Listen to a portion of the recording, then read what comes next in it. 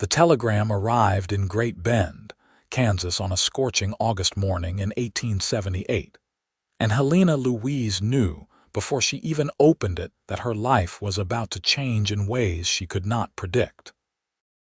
Her father was dead, killed by a grizzly bear somewhere in the Rocky Mountains of Colorado Territory while trapping beaver, and she was his only living heir to a cabin and a stretch of wilderness she had never seen but now owned by law. The solicitor who sent the message was blunt in his assessment. Sell the property immediately, as no respectable woman could possibly manage such a remote and dangerous holding alone. Helena read those words 3 times, feeling heat rise in her chest that had nothing to do with the Kansas summer pressing against the windows of her small rented room above the general store. She was 22 years old, unmarried by choice rather than circumstance, and she had spent every day since her mother's death 4 years prior working herself to exhaustion as a seamstress to maintain her independence. The idea that some stranger hundreds of miles away presumed to tell her what she could or could not manage set her jaw in that familiar stubborn line that had earned her a reputation throughout Great Bend as difficult, headstrong, and entirely too independent for her own good. Mrs. Calloway, the shopkeeper's wife who served as Helena's landlady, appeared in the doorway with a cup of weak tea and a concerned expression. She was a kind woman, round and motherly, who had tried more than once to introduce Helena to suitable young men from respectable families. "Bad news, dear." "My father has passed," Helena said, her voice steady despite the complicated grief twisting in her stomach. She had not seen Samuel Louise in nearly 18 years, not since he had left her and her mother to pursue his fortune in the wilderness.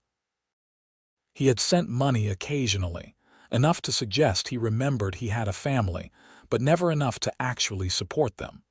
Her mother had worked herself into an early grave taking in laundry and mending. "Oh, my dear girl." Mrs. Calloway set down the tea and reached for Helena's hand, but Helena pulled away gently, folding the telegram with precise movements. "He left me property in Colorado Territory, a cabin and land for trapping." Mrs. Calloway's eyes widened. "Surely you will sell it. Surely I will not." The words came out sharper than Helena intended, and she softened them with a slight smile. "I appreciate your concern, Mrs. Calloway, but I have been managing my own affairs for some time now. This property represents an opportunity for true independence." "Helena Louise, you cannot be serious." "Colorado Territory. That is wild country, full of savages and outlaws and all manner of dangers. A woman alone would not survive a week. Then I shall have to prove more resilient than expected." Helena stood, smoothing her plain brown skirt with hands that were steady despite the magnitude of what she was proposing. "I will need to close my accounts, settle my affairs here, and arrange for passage to Colorado." The older woman's face flushed with distress. "The people in town will think you have lost your senses, going off to the wilderness like some wild creature, abandoning civilization and propriety." "The people in town," Helena said quietly, "have been warning me about my stubborn streak since I was old enough to have an opinion of my own. I imagine they will find plenty to say about this decision as well. But it is my decision to make." Over the next 3 weeks, Helena discovered that Mrs. Calloway had been entirely correct about one thing. The good people of Great Bend had opinions, and they were not shy about sharing them. The banker who closed her account spent 20 minutes lecturing her on the foolishness of women who rejected sound masculine guidance. The minister's wife stopped her on the street to warn her that pride came before a fall. Even Mr. Peterson at the Mercantile, where Helena purchased supplies for her journey, felt compelled to share stories of women who had ventured into the frontier and met with disaster. "They are saying you have got a stubborn streak a mile wide," observed Jenny Marshall, one of the few women in town Helena considered a genuine friend. They sat together in Helena's small room, now mostly empty of personal belongings, sharing the last of Helena's good coffee. "They have been saying that for years," Helena replied, checking items off her list. "The difference is that now I am actually doing something they find objectionable, rather than simply existing in a manner they find uncomfortable." Jenny laughed, though her eyes were sad. "I will miss you terribly. Are you certain this is what you want? It is not too late to change your mind." Helena set down her pencil and looked at her friend. "Jenny, what do I have here?" "A room above a shop, work that barely pays enough to keep me fed, and the constant pressure to marry some man who will expect me to be grateful that he has taken me off the shelf. In Colorado, I will have land of my own, a home of my own. The freedom to make my own choices without the entire town weighing in on every decision. Or you could have a grizzly bear eat you like it did your father," Jenny said bluntly. "That is a risk I am willing to take." Helena picked up her list again, then set it down once more with a sigh. "My father left when I was 4 years old. I barely remember him. My mother spent her whole life waiting for him to come back or to send for us, or to somehow become the husband and father he had promised to be. She died exhausted and disappointed, having given everything to a man who gave her almost nothing in return. I refuse to live like that. I refuse to wait for someone else to give me permission to have the life I want." Jenny reached across the table and squeezed Helena's hand. "Then I hope you find everything you are looking for out there in those wild mountains." The journey from Great Bend to the Rocky Mountains of Colorado Territory took nearly a month. Helena traveled by train as far as the rails would take her, then by stagecoach through increasingly rough country, and finally by hired wagon along dirt roads that barely deserved the name. The driver, a grizzled man named Curtis who smelled perpetually of tobacco and horses, was full of dire warnings about the particular stretch of wilderness where her father's cabin was located. "That is real back country," he said, guiding the wagon over a particularly treacherous rut. "Nearest town is Timber Ridge, and that is a good day's ride. Winters up here will kill you if you are not prepared. And the animals, well, your daddy found out about those, did he not?" "My father was evidently unprepared," Helena said, gripping the side of the wagon as it lurched over another obstacle. "I intend to do better." Curtis gave her a sidelong look that was somewhere between amusement and pity. "No offense, miss, but you are a little bit of a thing. This country eats people twice your size for breakfast." Helena was 5 feet 4 inches tall and slender from years of too little food and too much work. She knew she did not look particularly formidable. "Then I suppose I will have to be clever instead of large," she said. The cabin, when they finally reached it in the late afternoon of a cool September day, was both better and worse than Helena had imagined. It was solidly built, with good thick logs and a stone chimney that looked sound. The location was breathtaking, set in a small meadow with a clear stream running nearby and mountains rising in every direction, their peaks already dusted with early snow. But it was also clear that the cabin had been sitting empty for several months. The door hung crooked on its hinges, and when Curtis pushed it open, they found the interior in complete disarray. Animals had clearly been inside.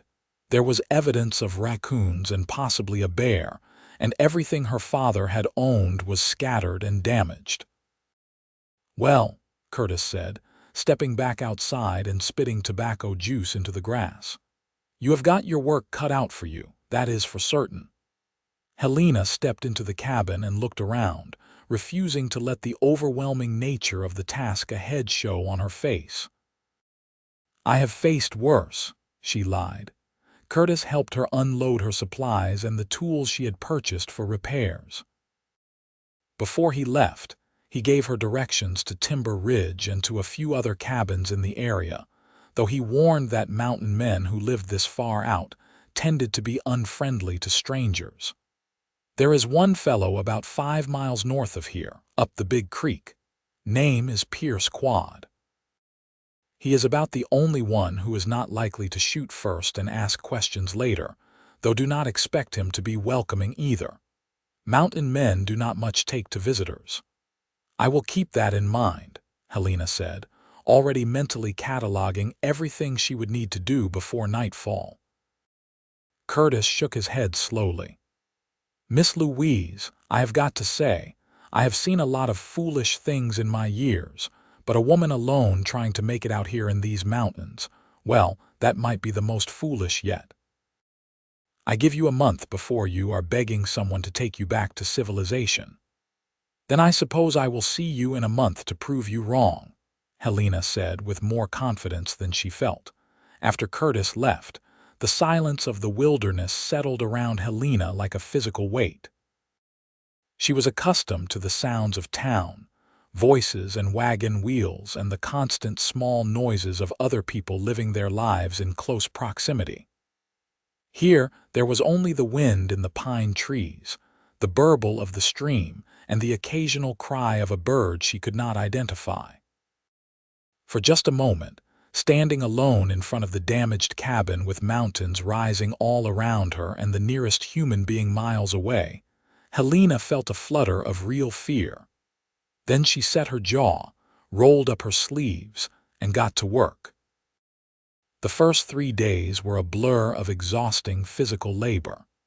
Helena had never been afraid of hard work, but the tasks required to make the cabin livable were beyond anything she had experienced in her seamstress work. She repaired the door as best she could with limited carpentry skills, cleaned out the animal waste and debris, patched holes in the walls where industrious creatures had tried to make homes, and hauled water from the stream until her arms ached. She found her father's traps and equipment scattered around the cabin and in a small shed behind it, most of it in decent condition. There were also supplies, tools, and a surprising amount of preserved food that the animals had not gotten into.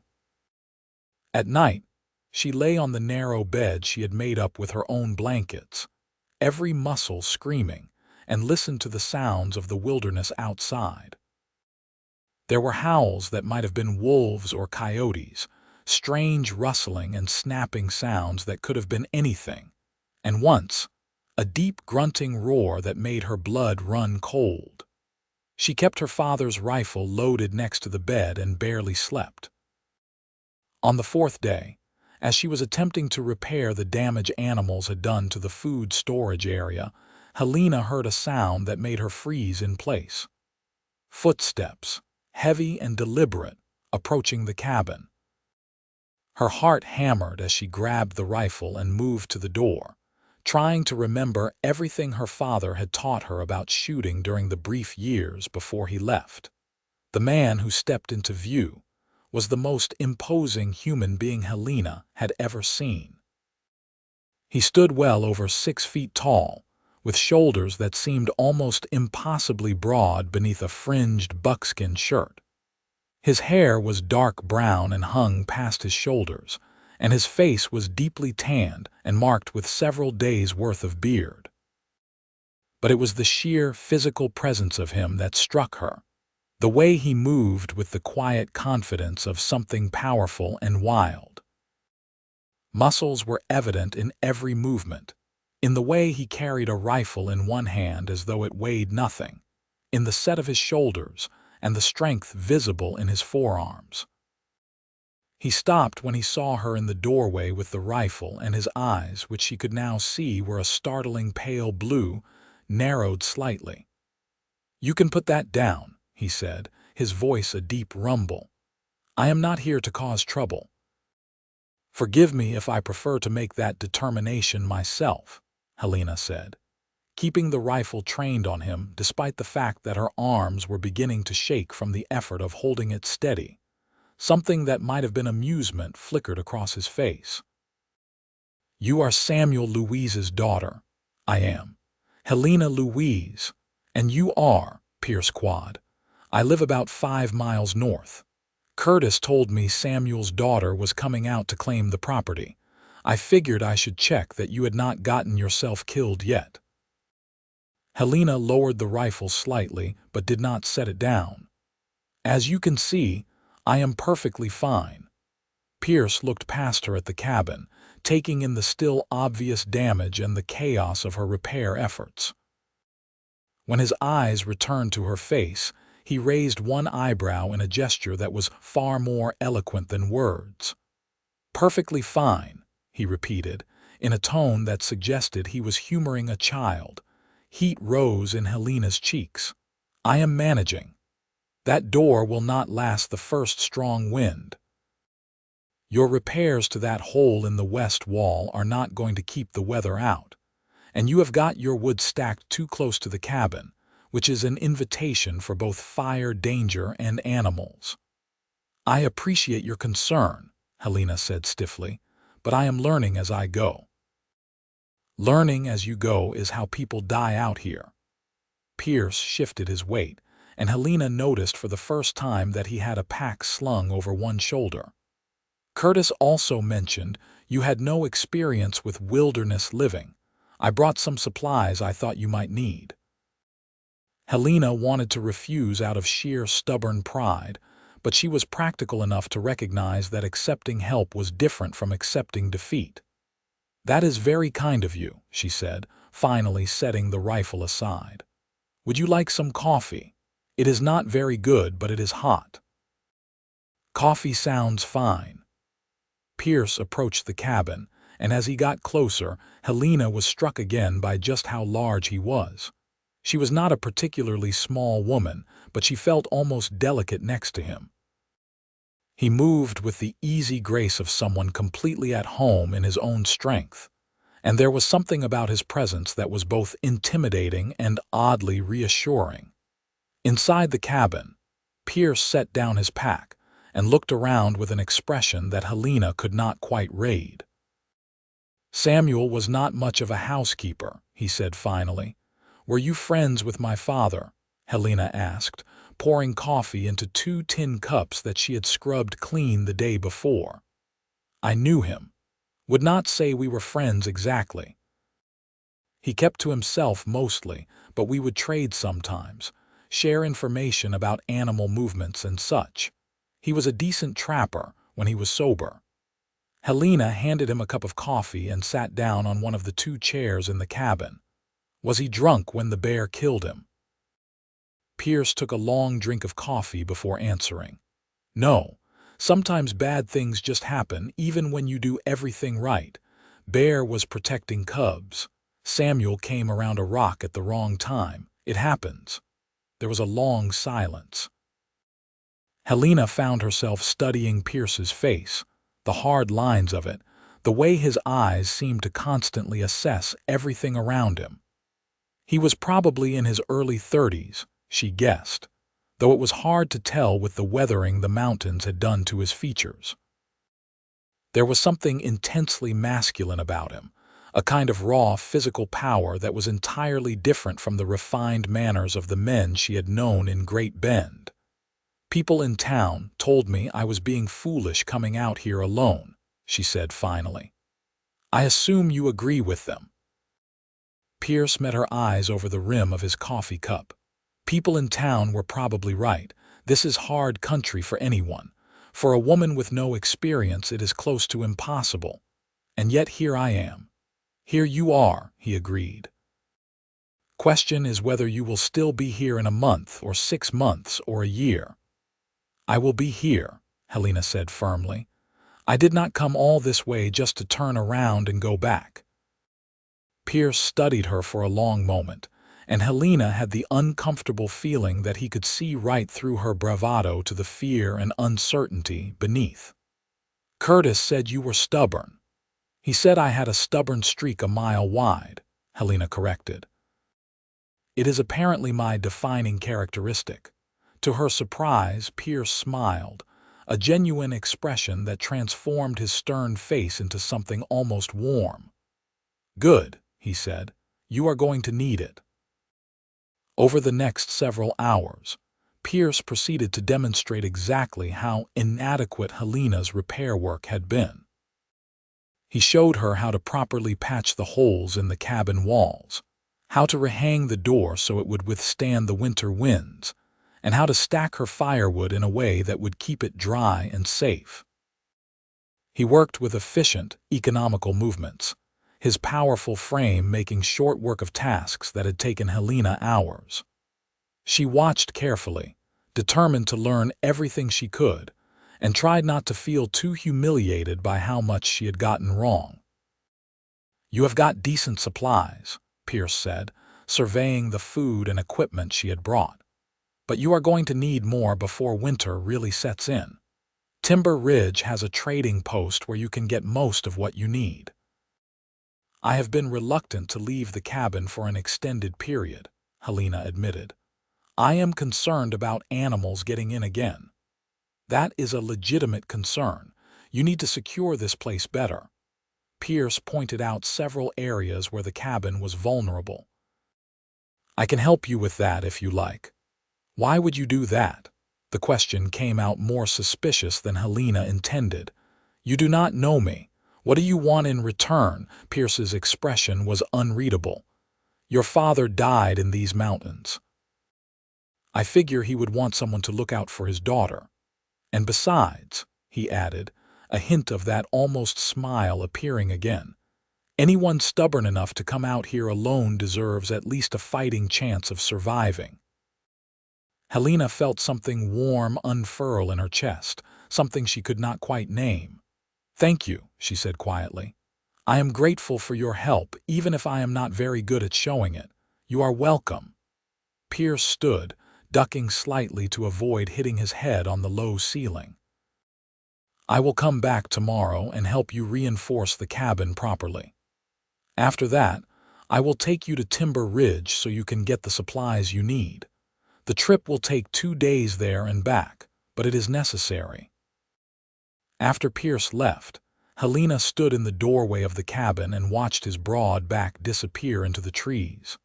She felt oddly unsettled, as though something significant had just happened, but she was not quite sure what it was. Pierce Quad was unlike any man she had ever met. There was no false charm to him, no attempt to impress or persuade. He was blunt, practical, and entirely comfortable with himself in a way that Helena found both foreign and strangely appealing. Over the following week, Pierce returned each day to work on the cabin. He was a man of few words, but Helena found that she did not mind the silence. They worked side by side, and slowly the cabin began to transform into something secure and weathertight. Pierce taught her how to identify the sounds of different animals, how to read weather signs in the sky and the behavior of birds, and how to move through the forest without making unnecessary noise. He showed her how to handle the rifle properly, and spent an afternoon teaching her to shoot at targets until her shoulder was bruised from the recoil. "You have got a decent eye," he said, after she managed to hit a small target from a respectable distance. "You just need practice." Helena rubbed her sore shoulder and tried not to let her pride at his praise show too obviously on her face. "I am a quick learner. I have noticed." Pierce reloaded the rifle with practiced ease. "You have done more in a week than I expected you to manage in a month. Most people from back east, they come out here thinking the wilderness will bend to their will. You are at least trying to learn how it works." "I cannot afford to be prideful," Helena said honestly. "Pride is expensive out here." "That is the first truly wise thing I have heard you say." Pierce handed her the rifle again. "One more round, then we should head back. I want to check your traps before dark." Her father's traps had been a source of both fascination and frustration for Helena. Pierce had shown her how to set them properly, where to place them for the best chance of success, and how to check them safely. So far, she had caught 2 rabbits and a beaver, which Pierce had helped her skin and prepare. The work was messy and difficult, but Helena approached it with the same determined stubbornness she brought to everything else. That evening, as they worked together to prepare the beaver pelt, Helena found herself asking the question that had been on her mind for days. "Why do you live out here, so far from everything?" Pierce was silent for so long that Helena thought he might not answer. Then he said, "I grew up in St. Louis. My father was a merchant, wanted me to follow him into the business. I spent 20 years of my life in that city, doing what everyone expected me to do, being what everyone expected me to be. Then one day I realized I was suffocating. I had money, a respectable position, even a woman I was supposed to marry, and I was miserable. So I walked away from all of it and came here." "Do you ever regret it?" Helena asked, carefully working the skin as Pierce had taught her. "No." The answer was immediate and certain. "Out here I am exactly who I am. No pretense, no expectations. Just me and the mountains and the work of staying alive. It is honest in a way that nothing back there ever was." Helena understood that more than she could easily express. "People in Great Bend thought I was mad for coming here. They said a woman could not possibly manage alone in the wilderness." "They are probably right," Pierce said, and when Helena shot him a sharp look, he continued, "But I am starting to think you might be the exception. You have got something most people lack. You do not give up just because something is hard." "My mother used to say I was too stubborn for my own good," Helena said softly. "She worried that it would get me into trouble. Has it? I am sitting in a cabin in the Rocky Mountains, miles from civilization, learning how to skin a beaver. I would say it has gotten me into considerable trouble." Pierce laughed, a deep, rich sound that seemed to fill the small cabin. It was the first time Helena had heard him truly laugh, and the sound did something strange to her heart. She looked up and found him watching her with an expression she could not quite interpret, something warm and almost approving in those pale blue eyes. "I like you, Helena Louise," he said simply. "You have got grit." Helena felt heat rise in her cheeks and busied herself with the pelt to hide her reaction. "You are not so bad yourself," Pierce quad. The trip to Timber Ridge 2 days later was Helena's first real venture beyond the immediate area of her cabin. They left before dawn, with Pierce leading a pack horse loaded with the furs Helena had prepared. The journey took them through some of the most spectacular country Helena had ever seen, following game trails through dense forest, across meadows filled with late-season wildflowers, and along rushing streams that caught the morning light like scattered diamonds. Pierce set a steady pace, and Helena was grateful for all the physical work she had been doing. A month ago, this trek would have been impossible for her. Now, while she was tired, she was able to keep up without too much difficulty. Pierce seemed to notice this, glancing back at her occasionally with something that might have been respect. Timber Ridge was less a town and more a collection of rough buildings clustered around a trading post. There were perhaps a dozen structures in total, housing trappers, prospectors, and the few hardy souls who made their living supplying the wilderness community. The trading post was run by a man named Bill Weatherby, a gruff character with a gray beard and sharp eyes that assessed Helena from head to toe when she walked in. "So you are Samuel's girl," he said. "Heard you had come out to take over his trap lines. Most folks did not think you would last a week." "Most folks seem determined to underestimate me," Helena said evenly. "I am here for supplies."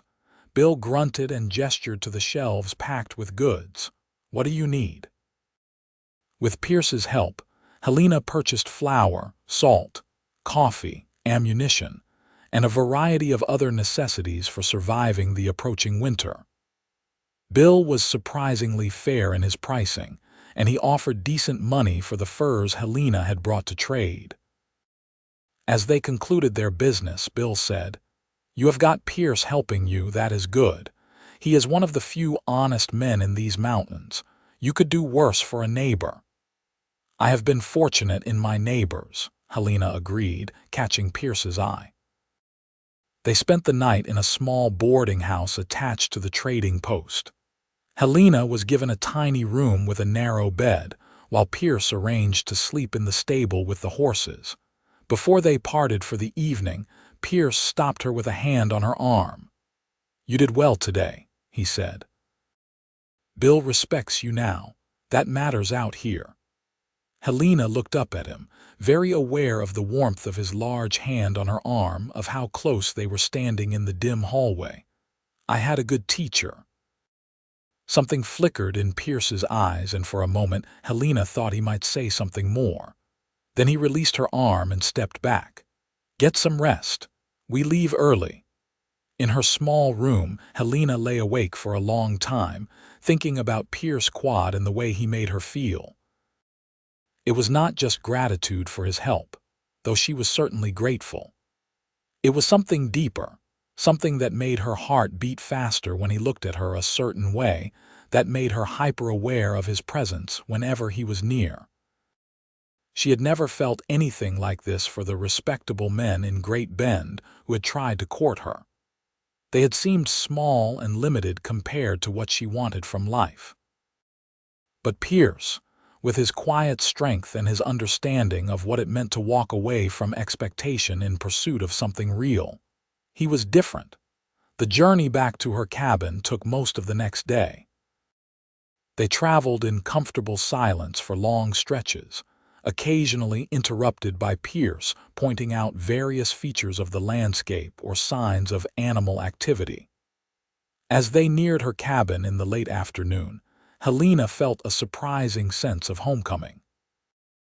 In just a few short weeks, this wild place had become hers in a way that Great Bend never had. Pierce helped her unload and store the supplies, then lingered in the doorway as though reluctant to leave. "You are going to be all right now," he said. "You have got what you need for winter. Just be careful. Check your traps regularly, and if you run into any trouble, you can make it to my cabin if you follow the big creek north." "Are you saying goodbye?" Helena asked, trying to keep the disappointment out of her voice. "I am saying you do not need me hovering over you anymore.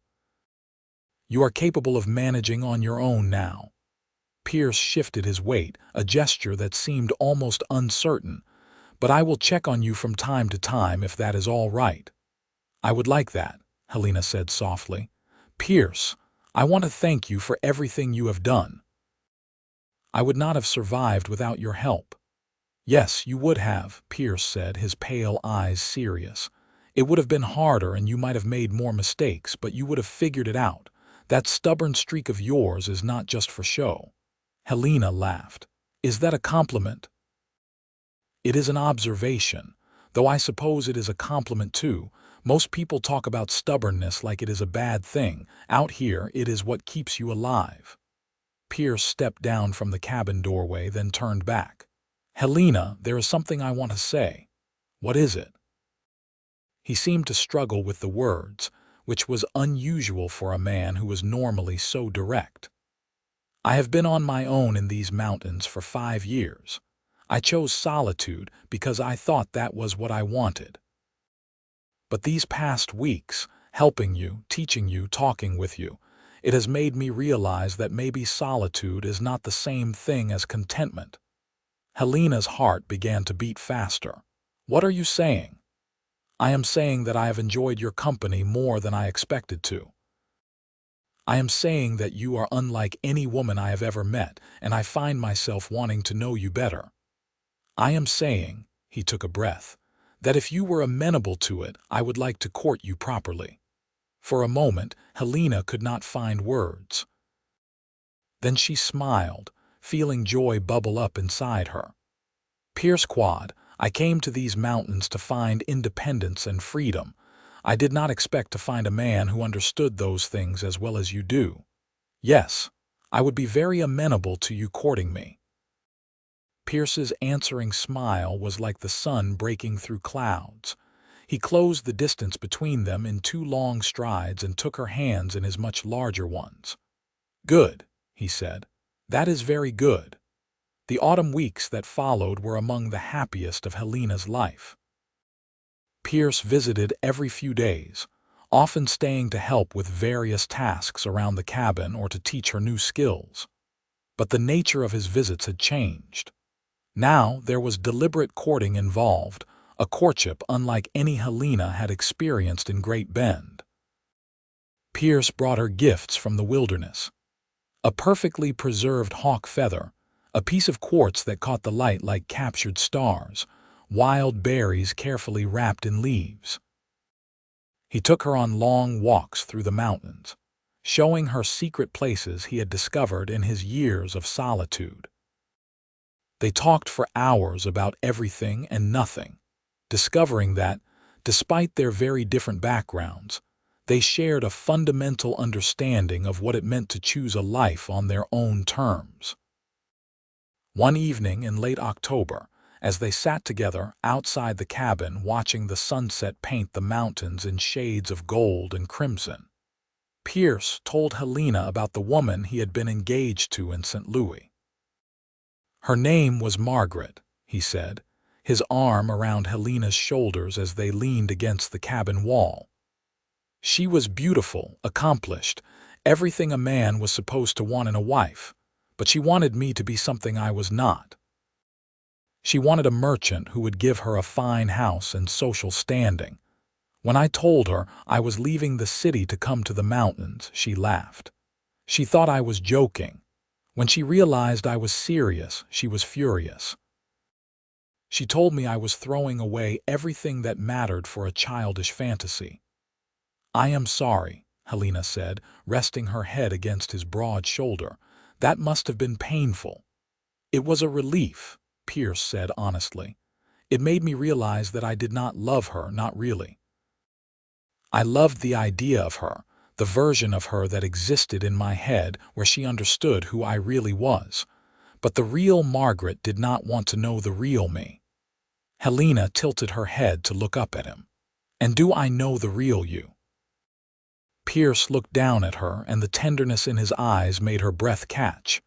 You see parts of me I did not know existed. You make me want to be better than I am. You are already pretty wonderful, Helena said softly. So are you. Pierce cupped her face with one large hand, his thumb brushing gently across her cheekbone. Helena, I think I am falling in love with you. Helena's heart felt too large for her chest. I think I am falling in love with you too. When Pierce kissed her, it was gentle at first, almost tentative as though he was afraid she might break. But Helena was not fragile, and she responded with all the passion and certainty she felt. Pierce made a low sound in his throat and pulled her closer, and the kiss deepened into something that made Helena feel like she was burning and freezing all at once. His arms around her were strong and safe, and she had never felt more alive than she did in that moment. When they finally broke apart, both breathing hard, Pierce rested his forehead against hers. I should probably go, he said, his voice rough, before I do something that would not be proper. Probably, Helena agreed, though she made no move to let him go. Pierce laughed softly and pressed one more quick kiss to her lips. I am going to build you a bigger cabin, he said suddenly.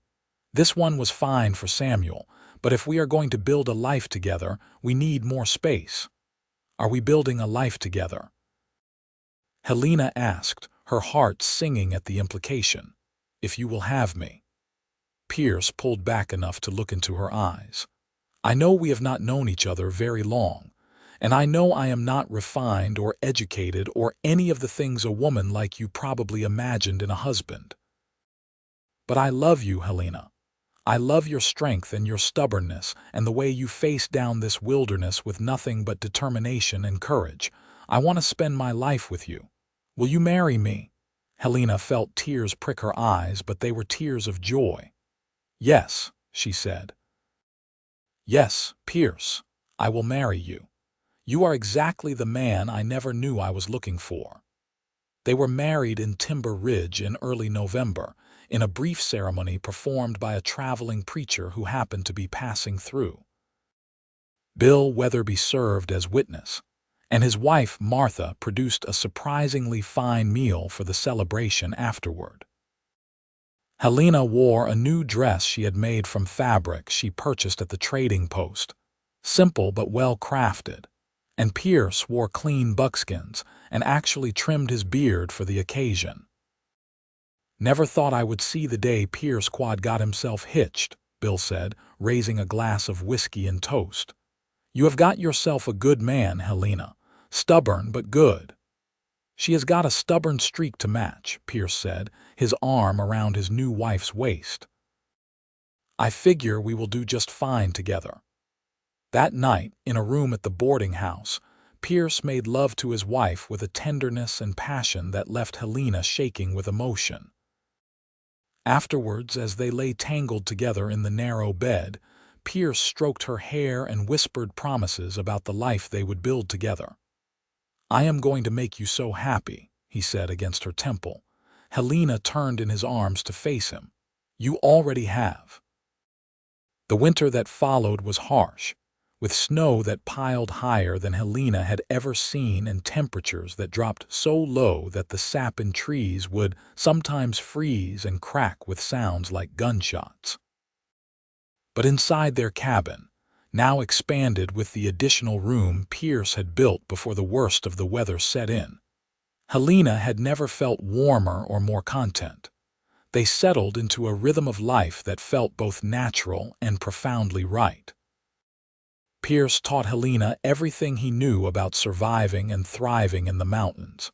She proved an apt pupil, quickly mastering the skills of trapping, tracking, and reading the wilderness. In turn, Helena brought a sense of home to Pierce's life that he had not realized he was missing. She cooked meals that were actually enjoyable rather than merely functional, sewed and mended their clothes, and filled the cabin with small touches that made it feel like more than just a shelter. But it was not a traditional division of labor. Helena insisted on learning everything Pierce knew about the wilderness, and Pierce was happy to teach her. They checked trap lines together, hunted together, and worked side by side to keep their homestead functioning. On the rare occasions when Pierce tried to protect her from some particularly difficult or dangerous task, Helena would fix him with a steady look and remind him that she had not come to the mountains to be sheltered from life. "You are going to drive me mad, woman," Pierce said one day after she insisted on helping him process a large elk they had taken down together. It was messy, exhausting work, but Helena refused to let him do it alone. "You married a woman with a stubborn streak a mile wide," Helena replied, up to her elbows in blood and determined not to show how tired she really was. "You knew what you were getting into." Pierce laughed and pulled her into his arms despite the mess. "Yes, I did. And I would not change a single thing about you." In late January, during a brief warm spell that temporarily melted some of the snow, they received an unexpected visitor. A man on horseback appeared at their cabin, introducing himself as Robert Finch, a trapper who had known Helena's father. He was gaunt and clearly in poor condition, and Helena immediately invited him in and began preparing food. "I am sorry to intrude," Robert said, gratefully accepting a cup of coffee. "I have been ill and my cabin is another 2 days north. I was not sure I would make it." "You are welcome to stay here until you are stronger," Helena said firmly, and Pierce nodded his agreement. Robert stayed for 3 days, during which time Helena nursed him back to health with food, warmth, and medicinal teas she had learned to prepare from plants Pierce had shown her. On the 3rd day, as Robert prepared to leave, he took Helena's hand and spoke seriously. "Your father would be proud of you," he said. Samuel used to talk about his daughter back in Kansas, wondering if you would ever forgive him for leaving. He was not a perfect man, but he loved you in his way. And I think he would be happy to know that you took what he left you and made something real out of it. Helena felt tears sting her eyes. Thank you for telling me that. After Robert left, Helena found herself thinking about her father in a new way. She had been angry at him for so long, angry that he had left, angry that he had let her mother struggle alone, angry that his death had forced her into a decision that could have cost her everything. But maybe that anger was not the whole story. Maybe Samuel Louise, flawed as he was, had given her something valuable after all. This land, this cabin, this opportunity to discover who she really was and what she was capable of becoming. "You are quiet," Pierce observed that evening as they sat by the fire. "I am thinking about my father," Helena said. "About forgiveness and understanding and how things rarely turn out the way we expect them to." Pierce pulled her close, and Helena rested her head against his chest, listening to the steady beat of his heart. "I am glad things turned out this way," she said. "I am glad he left me this land. I am glad I was stubborn enough to claim it. I am glad I met you." "I am glad you have got a stubborn streak a mile wide," Pierce said, pressing a kiss to the top of her head. "Otherwise, you would have given up and gone back to Kansas, and I would still be alone up here pretending that was what I wanted." "Do you ever miss St. Louis?" Helena asked. "No. Do you ever miss Great Bend? Not even a little bit?" Helena tilted her head back to look at him. "I have everything I want right here." Spring came late to the mountains, but when it finally arrived, it transformed the landscape into something almost magical. Snow melted into rushing streams, wildflowers burst into bloom across the meadows, and the forest came alive with birdsong. Helena and Pierce emerged from the winter in good health and high spirits, ready to face the challenges of a new season. In April, Helena realized she was pregnant. The knowledge filled her with a complex mixture of joy and terror. She had seen women die in childbirth, knew the risks involved, and the nearest doctor was days away in a town beyond Timber Ridge. But when she told Pierce, he pulled her into his arms and held her so tightly she could barely breathe. "We are going to have a child," he said, wonder evident in his voice. "Helena, we are going to be parents." "Are you frightened?" she asked. "Terrified," he admitted. "But also happier than I can express. We will figure this out just like we have figured out everything else. Together." Pierce was true to his word. As Helena's pregnancy progressed, he became even more attentive and protective, though he was careful not to smother her. He made plans to take her to the town with the doctor when the time came, worked to build up their food stores and improve their cabin, and generally did everything in his considerable power to ensure that Helena and their unborn child would be safe and provided for. In June, they received word through the informal network of trappers and settlers that there was a midwife now living in Timber Ridge. Martha Weatherby had convinced her sister, a widow with extensive experience as a midwife, to come west and settle near the trading post. Pierce and Helena made the journey to Timber Ridge to meet with her, a competent woman named Sarah Dalton who examined Helena and declared her to be in excellent health. "You are strong and healthy, which is more than half the battle," Sarah said. "And from what Martha tells me, you are also stubborn as a mule, which helps too. Stubborn women tend to do better in childbirth. They are too contrary to let it beat them." Helena laughed. "I have been hearing about my stubborn streak my entire life. It is nice to know it might actually be useful for something. When the time comes, send word and I will come to you," Sarah said. "It is better to birth at home if you are comfortable there, and from what I understand, you have a good setup." As summer progressed into autumn, Helena continued to work alongside Pierce, though she modified her activities as her body changed. She found that pregnancy did not weaken her as much as she had feared. In fact, she felt strong and capable, her body seemingly designed for this purpose. Pierce watched over her constantly, and his protectiveness, while sometimes excessive, came from a place of such deep love that Helena could not find it in her heart to be annoyed. On a crisp October evening, almost exactly a year after Pierce had proposed, Helena went into labor. Pierce immediately sent word to Timber Ridge, and while they waited for Sarah to arrive, he helped Helena through the early contractions with surprising calm. By the time Sarah and Martha arrived the following morning, Helena was well into active labor. "She is doing beautifully," Sarah announced after examining her. "Strong contractions, good progress. This baby is ready to meet the world." The labor was long and difficult, as first labors often are.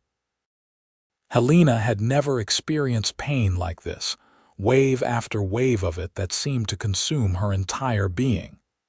But she had faced down grizzly bears and winter storms and the judgment of an entire town. She was not about to let childbirth defeat her.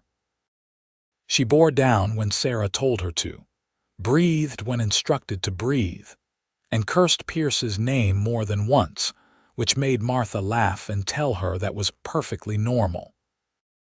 Pierce stayed by her side the entire time, holding her hand, wiping sweat from her forehead, and whispering encouragement. His large, strong hands were gentle beyond measure, and his voice never wavered in its certainty that she could do this.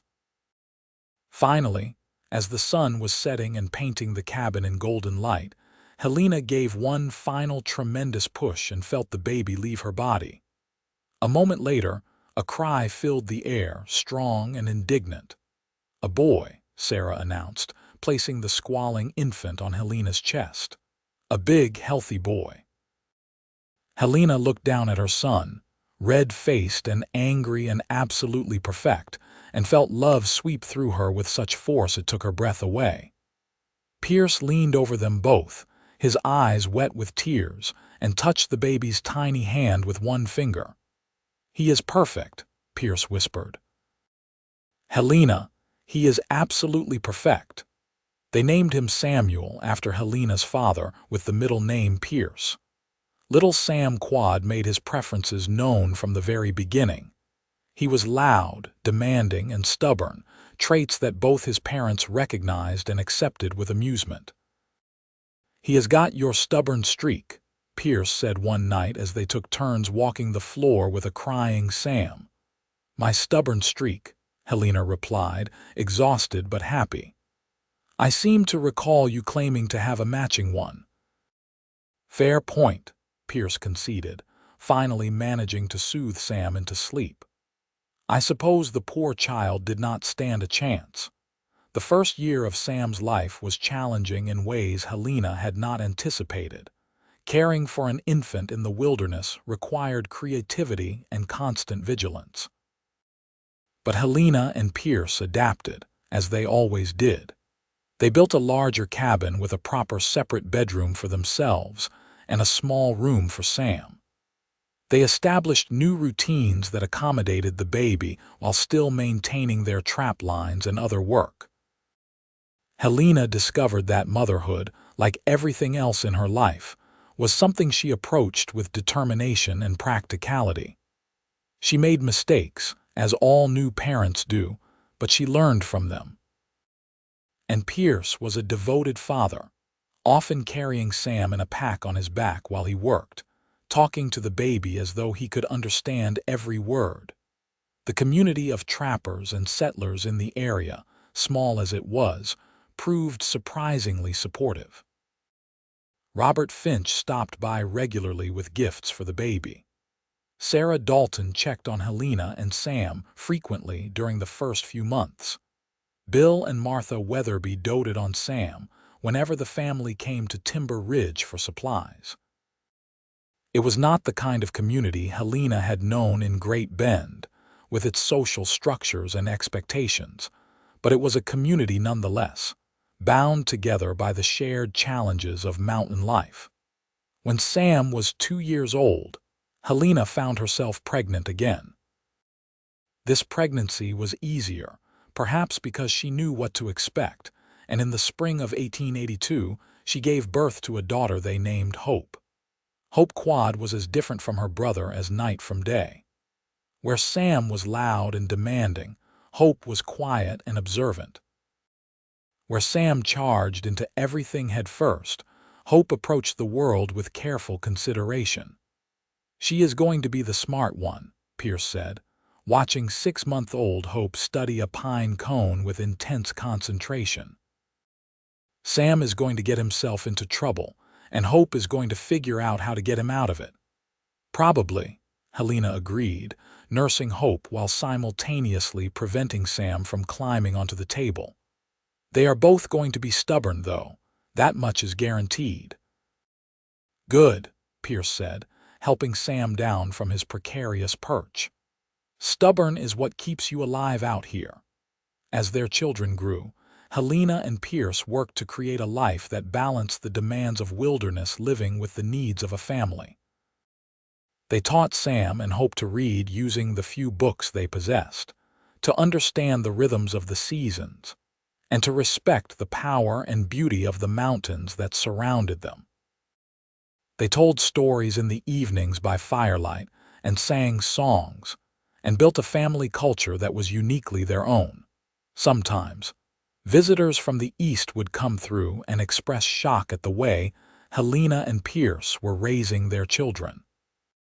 They thought it was inappropriate for a woman to check trap lines with a baby strapped to her back, or for children to be taught tracking and shooting instead of the niceties of civilized society. Helena learned to smile politely at these criticisms and then ignore them completely. "People will always have opinions about how others should live," she told Pierce one evening after a particularly judgmental visitor had left. "I spent too many years in Great Bend worrying about what people thought. I am not going to start again now. That stubborn streak serving you well?" Pierce asked with a grin. "Always," Helena replied. In the summer of 1884, when Sam was 4 and Hope was 2, they received word that the railroad was expanding into the territories. New settlements were springing up, bringing more people into the mountains. Some of the trappers worried that the expansion would ruin the wilderness they had come to escape civilization, but Helena and Pierce took a more balanced view. "Change is coming whether we like it or not," Pierce said.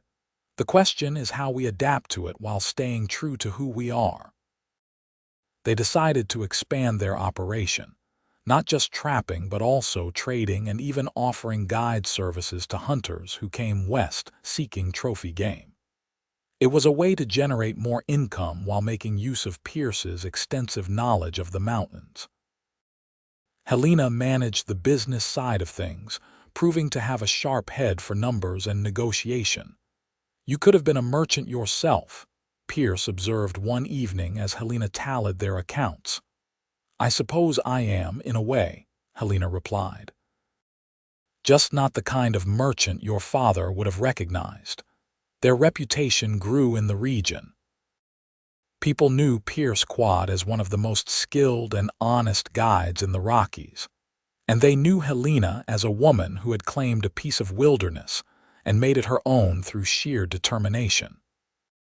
They were sought after for their knowledge, respected for their integrity, and regarded with a certain amount of awe for having built such a successful life in such unforgiving country. But despite their growing success, they never lost sight of what mattered most. Their children, their home, their partnership, these were the things that defined them. On quiet evenings, after Sam and Hope were asleep, Helena and Pierce would sit together outside the cabin and watch the stars wheel overhead, and they would talk about how far they had come and how lucky they were to have found each other. "Do you ever think about what your life would have been like if you had stayed in Great Bend?" Pierce asked one such evening. Helena considered the question seriously. I suppose I would have eventually married someone respectable, had children, spent my life being grateful for small mercies and wondering what might have been if I had been brave enough to choose differently. It would have been a safe life, but not a happy one. I think about that sometimes too, Pierce admitted.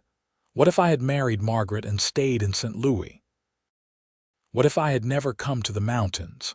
I would have been wealthy, probably, and respected. But I would have been living someone else's version of my life, not my own. We are lucky, Helena said, leaning against his broad shoulder.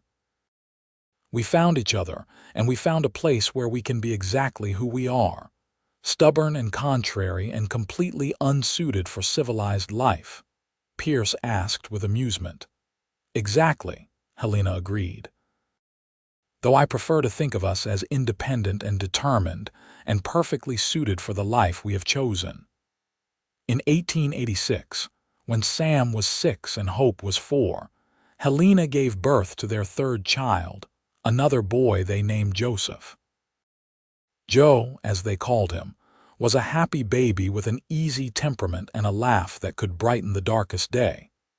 With 3 children, the cabin that had once seemed spacious now felt crowded, and Pierce began making plans to expand it again. We are going to end up with a mansion at this rate, Helena joked, watching Pierce sketch out plans for additional rooms. A mansion with dirt floors and animal skins on the walls, Pierce replied. I am sure that is exactly what the society folks back east picture when they imagine mountain living. Do you care what they picture? Helena asked. Not even a little bit. The expansion took the better part of a year, but when it was finished, they had a proper house with 3 bedrooms, a large common room, and even a separate workspace where Helena could sew and Pierce could repair equipment during the long winter months.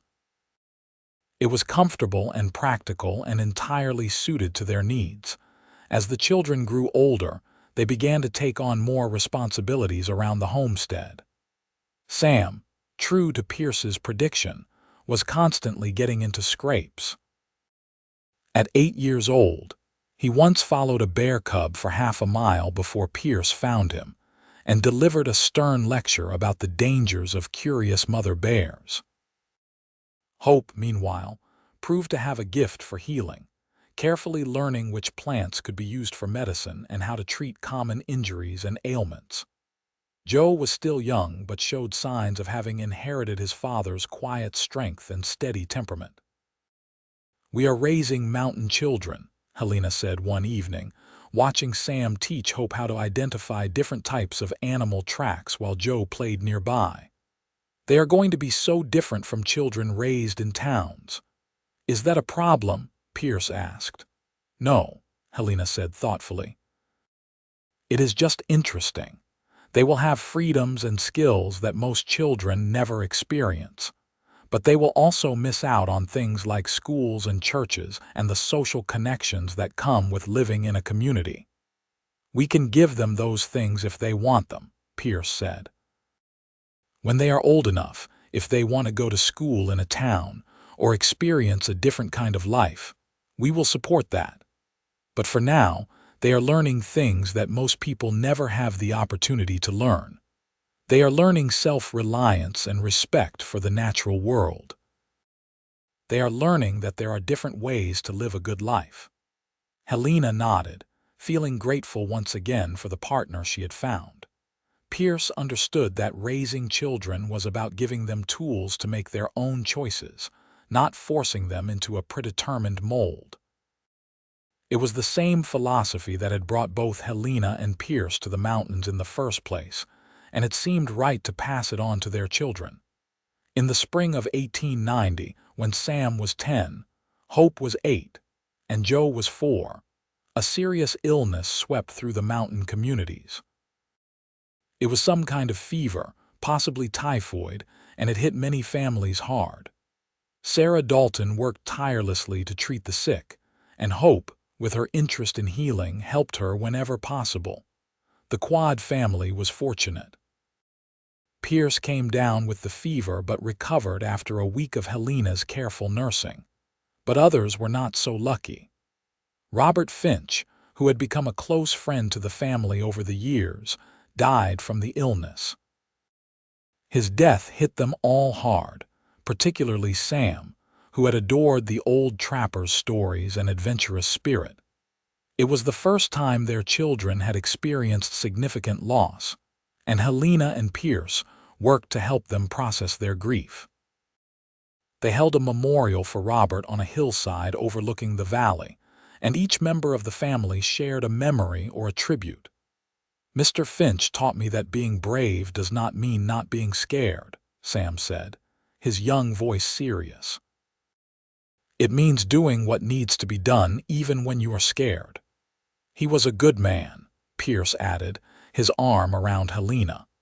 "And he would want us to remember him by living our lives fully and bravely, the way he lived his." The loss was a sobering reminder of the fragility of life in the wilderness, but it also reinforced the importance of the community they had built. In the weeks and months following Robert's death, the mountain families drew closer together, helping each other with work, sharing resources, and providing support through the difficult times. As the years continued to pass, Helena sometimes found herself marveling at the life she had built. She was now in her mid-30s, mother to 3 strong, healthy children, wife to a man she loved more with each passing year, and owner of a thriving homestead in some of the most beautiful country in the world. The woman who had arrived in these mountains 12 years earlier, determined but terrified, seemed like a different person entirely. "I was thinking about something today," she told Pierce one evening in late autumn of 1892. They were sitting together on the porch of their expanded cabin, watching the sunset paint the mountains in shades of gold and crimson. The children were inside, Sam helping Hope with her reading while Joe played with the wooden animals Pierce had carved. "What were you thinking about?" Pierce asked, his arm around her shoulders. "About that first day you came to check on me. You looked at my terrible repairs and my pathetic attempts to survive, and you could have just left me to fail. You could have told yourself it was not your problem. But you stayed and you helped me, and you fell in love with me even though I was stubborn and difficult and completely out of my element." Pierce pulled her closer. "You were never difficult. Well, maybe a little difficult, but that was part of what I loved about you. You did not come to these mountains to be rescued. You came to build a life. I just helped you along the way." "We helped each other," Helena corrected. "You were living alone up here, pretending that was what you wanted. We both needed something we did not know we were missing." "And now look at us," Pierce said, gesturing to the cabin, to the land, to the sound of their children's laughter drifting through the open door. "We built all of this together. A home, a family, a life that is exactly what we wanted it to be." Helena thought about Great Bend, Kansas, and the telegram that had arrived so many years ago. She thought about Mrs. Calloway warning her that she would not last a week in the wilderness, about the banker lecturing her on the foolishness of women who rejected masculine guidance, about all the people who had been so certain she would fail. "They said I had a stubborn streak a mile wide," she said, a smile playing at the corners of her mouth. Pierce grinned, that familiar expression that still made her heart flutter even after all these years. "And I said, good, so do I. Best decision I ever made was to value that stubborn streak instead of trying to change it. Best decision I ever made was to come to these mountains and claim what was mine," Helena replied. "Second best was agreeing to marry you." "Only second best?" Pierce asked with mock indignation. Helena laughed and kissed him. "All right, maybe it is tied for first." As the stars began to appear in the darkening sky, they sat together in comfortable silence, 2 stubborn people who had found in each other exactly what they needed. The mountains rose around them, vast and eternal, and the life they had built together felt just as solid and enduring. In the years that followed, the Quad family continued to thrive. Sam grew into a strong young man much like his father, eventually striking out on his own to explore the territories to the north. He wrote letters home describing his adventures, and it was clear that he had inherited his parents' love of wilderness and independence. Hope, with her gift for healing and her sharp mind, became a midwife and healer for the mountain communities, training under Sarah Dalton, and eventually surpassing even her teacher's considerable skill. Joe, the youngest, proved to have a talent for working with horses and established a small but successful breeding operation on land adjacent to his parents' homestead. Helena and Pierce watched their children grow and make their own choices with pride and satisfaction.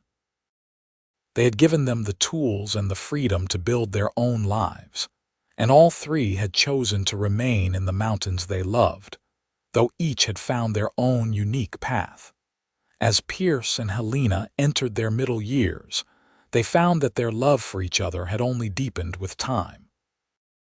The passion of their early years together had matured into something even more profound, a partnership built on mutual respect, shared experience, and unwavering commitment.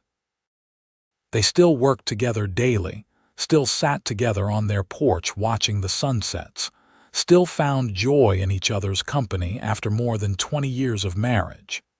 "You ever regret any of it?" Pierce asked one day as they checked their trap lines together, a routine they had maintained through all the years. They were both in their 50s now, their bodies still strong from a lifetime of physical work, though Helena's hair had threads of silver and Pierce's beard had gone mostly gray. "Regret what?" Helena asked, carefully releasing a fox from a trap. It was not large enough to take, so they let it go. Leaving everything behind, coming to the mountains, choosing this life over something easier. Helena straightened and looked at her husband, this man who had helped her become the person she was always meant to be. "Not for a single moment," she said firmly. "Every choice I made, every stubborn, difficult, contrary choice led me here. To you, to our children, to this life." "How could I possibly regret that?" Pierce smiled, that warm expression that still made her heart sing. "Good answer." "What about you?" Helena asked as they continued along the trap line. "You left behind wealth, position, a future that was all laid out for you. Do you ever wonder what your life would have been like?" "I know exactly what it would have been like," Pierce replied. "Empty, hollow. I would have had everything society said I was supposed to want, and I would have been miserable. Instead, I have everything I actually need, and I have been happy every day since you agreed to marry me." They walked on through the forest in companionable silence, two stubborn souls who had found their place in the world and in each other's hearts. As the new century approached, bringing with it changes and modernization even to the remote mountains of Colorado, Pierce and Helena adapted as they always had. They did not resist progress, but they did not let it change the fundamental nature of who they were or how they lived. They installed a wood stove to supplement their fireplace, used some of the new tools and equipment that became available, but maintained their connection to the land and the skills that had sustained them for so long. In the summer of 1900, Hope married a young doctor who had come west to serve the growing mountain communities. The wedding was held on the hillside above the Quad homestead, with what seemed like half the mountain population in attendance. As Helena watched her daughter pledge her life to a good man who respected her skills and her independence, she felt the circle of life complete itself in a satisfying way. "She chose well," Pierce whispered to Helena as they watched Hope and her new husband dance to the music provided by a traveling fiddler. "She did," Helena agreed. "He sees her for who she really is, not who he wants her to be, just like someone else I know." Pierce squeezed her hand, and they watched their daughter's joy with hearts full of gratitude. Sam eventually married as well, settling in Montana territory with a woman as adventurous and independent as he was.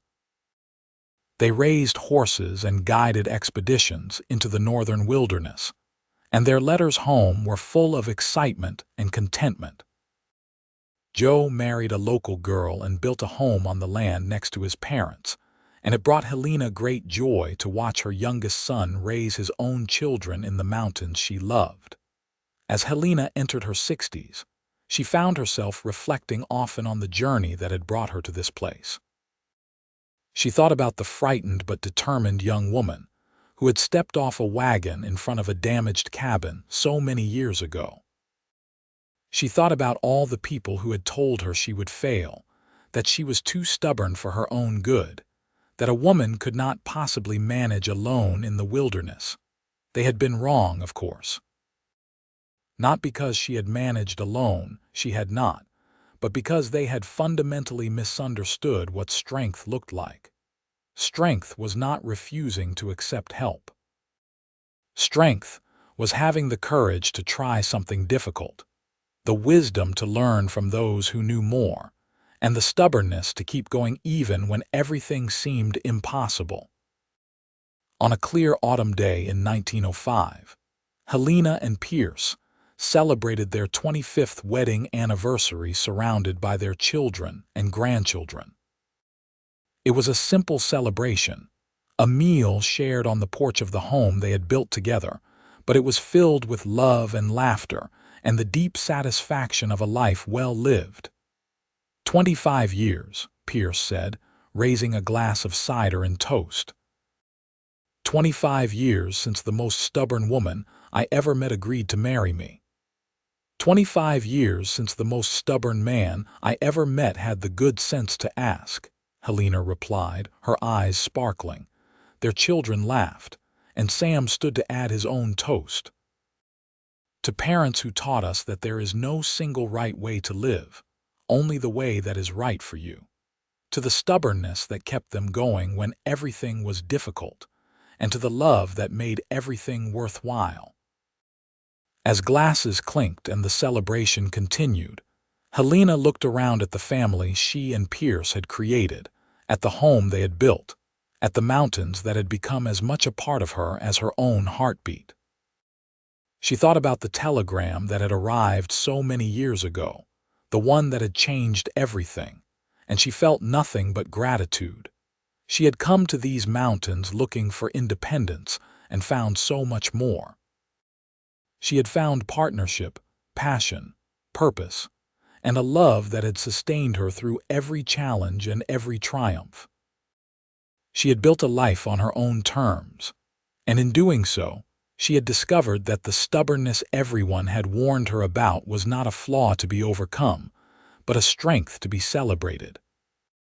As the sun set behind the mountains, painting the sky in shades of pink and gold, Pierce put his arm around Helena and pulled her close. "Happy?" he asked quietly. "More than I ever dreamed possible," Helena replied, resting her head on his shoulder. They sat together as darkness fell and stars began to appear overhead. Two stubborn souls who had found their way home to each other and to themselves. Behind them, their children and grandchildren talked and laughed, and the sound was sweeter than any music Helena had ever heard. The mountains rose all around them, vast and eternal, and the life they had built together was just as enduring. Helena Louise Quad had come to Colorado territory as a determined young woman with nothing but a claim to some wilderness land and a stubborn streak a mile wide. She had built a home, raised a family, and created a legacy of strength and independence that would echo through generations. And she had done it all alongside a man who had looked at that stubborn streak and said, "Good, so do I." It was a simple statement, but it had made all the difference. In those 4 words, Pierce had told her that he did not want to change her or diminish her or make her smaller to fit into some predetermined role. He had seen her exactly as she was, and had loved her not despite her stubborn independence, but because of it.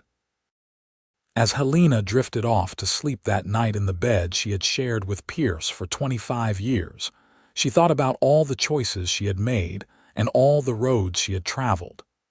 She thought about the woman she had been and the woman she had become. And she knew with absolute certainty that she would not change a single thing. The mountains had tested her and shaped her and made her strong. Pierce had loved her and challenged her and made her happy. Together, they had built something that would last long after they were gone, a testament to the power of choosing your own path and having the courage to walk it, no matter what anyone else said.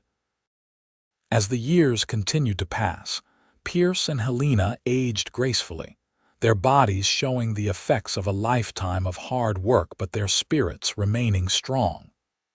They continued to work their land, though they gradually turned over more of the physical labor to Joe and his family. They spent their days together, still finding joy in each other's company, still sitting on their porch in the evenings and watching the mountains they loved. When Pierce turned 60, he told Helena that he had everything a man could want. "I have got you, our children, grandchildren who are growing strong and good.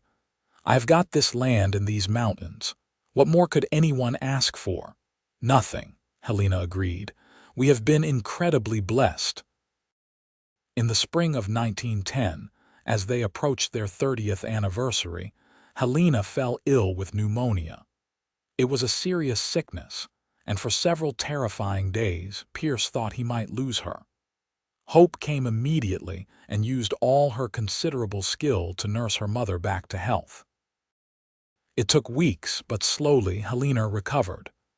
"You scared me," Pierce told her one evening as she sat bundled in blankets on the porch, still weak but clearly on the mend.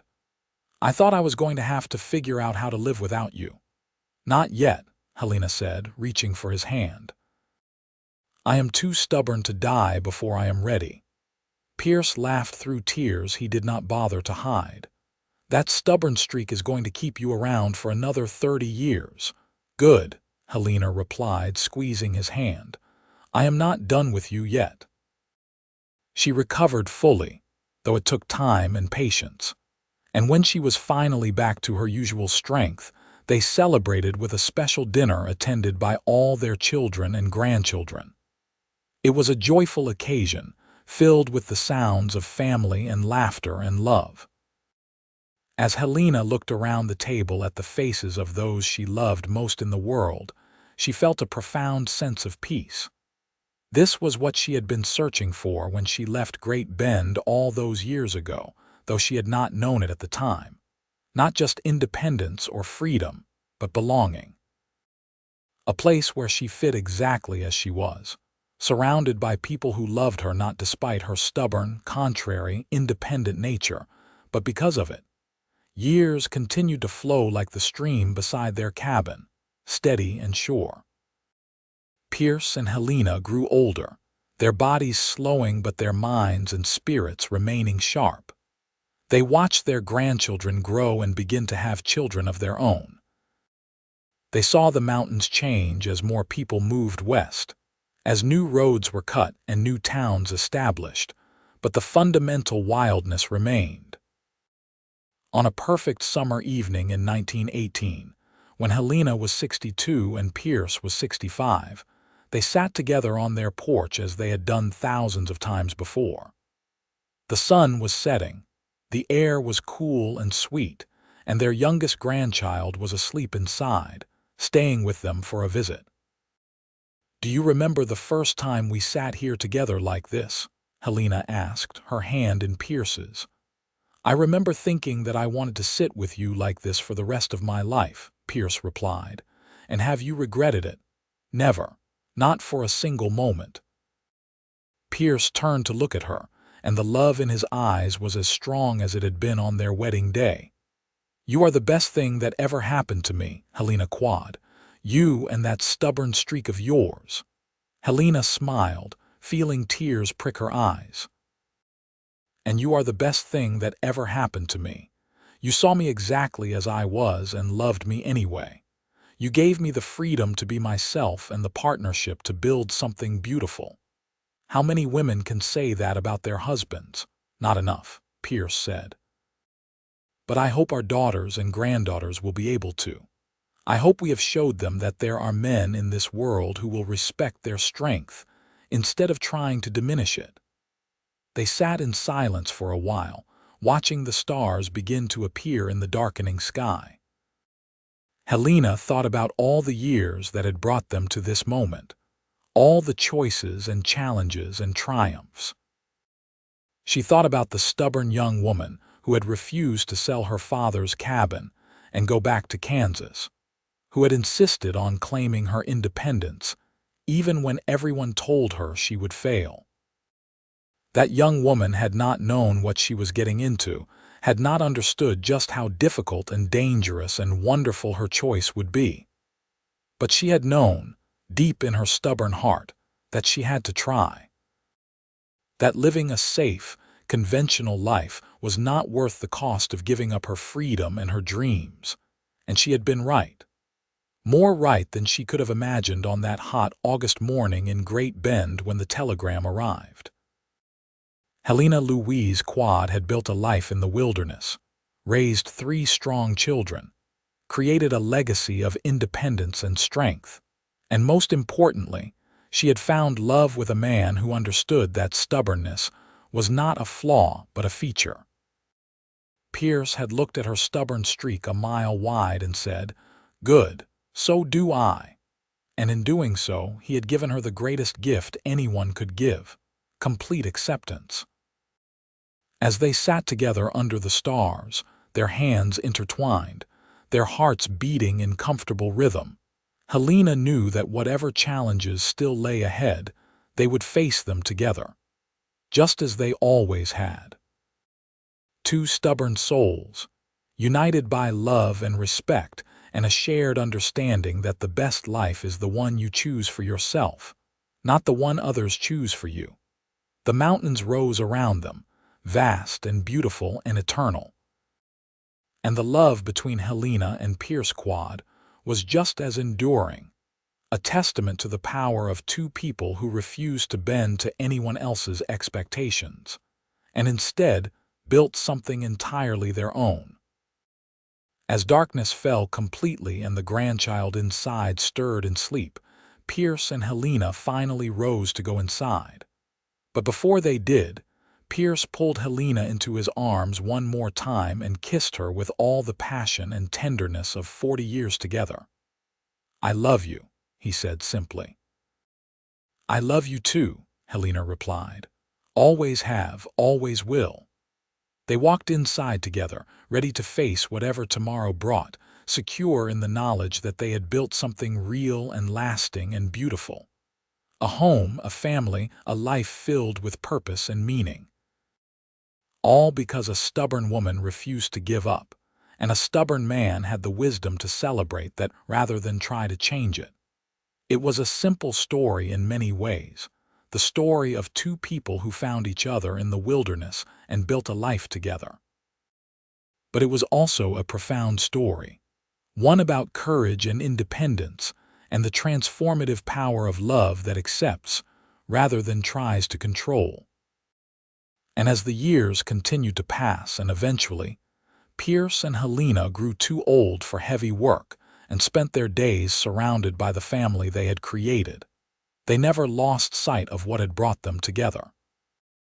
A telegram, a journey, a stubborn refusal to accept limitations, and 4 simple words. "Good, so do I." Those words had changed everything. They had been the foundation on which a lifetime of love and partnership had been built.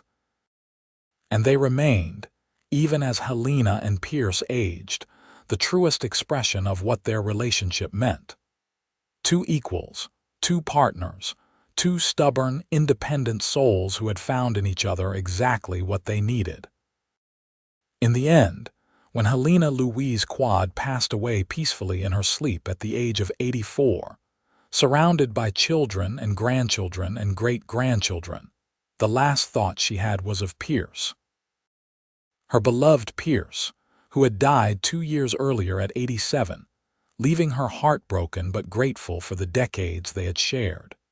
She thought of the first time she had seen him, this imposing mountain man with shoulders like boulders and eyes like winter sky. She thought of the first time he had kissed her, the day he had proposed, their wedding day. She thought of all the sunsets they had watched together, all the challenges they had overcome, all the love they had shared. And she thought of those words he had said so long ago, when Curtis told him that Helena Louise had a stubborn streak a mile wide. "Good," Pierce had said. "So do I." It had been the perfect response then and always. And it had been the foundation of the most beautiful life Helena could have imagined. As she took her final breath, Helena smiled, knowing that she had lived exactly the life she was meant to live. She had been stubborn and contrary and fiercely independent. She had claimed her place in the wilderness and made it her own. She had loved and been loved in return. And she had never, not for a single moment, regretted the choices that had brought her to the mountains and to Pierce. The legacy she left behind was one of strength and courage, of independence balanced with partnership, of stubbornness used not to push others away, but to build something lasting and real. Her children and grandchildren and great-grandchildren carried that legacy forward, each in their own way, creating lives that honored the woman who had refused to be limited by anyone else's expectations. And somewhere in the mountains of Colorado, the cabin that Samuel Louise had built and Helena had claimed still stood, a testament to one woman's stubborn determination and the love story that had grown from it. The mountains rose eternal around it, beautiful and wild and free, just like the woman who had made them her home and the man who had loved her exactly as she was. It was a happy ending, earned through hard work and courage and an unwavering commitment to living life on their own terms. Helena and Pierce Quad had built something beautiful together, and their story would live on in the hearts and lives of those who came after them. A reminder that sometimes the most stubborn choice is also the wisest one, and that true love celebrates strength rather than trying to diminish it. Their story was complete, a life fully lived and deeply loved. And that, in the end, was the greatest achievement of all.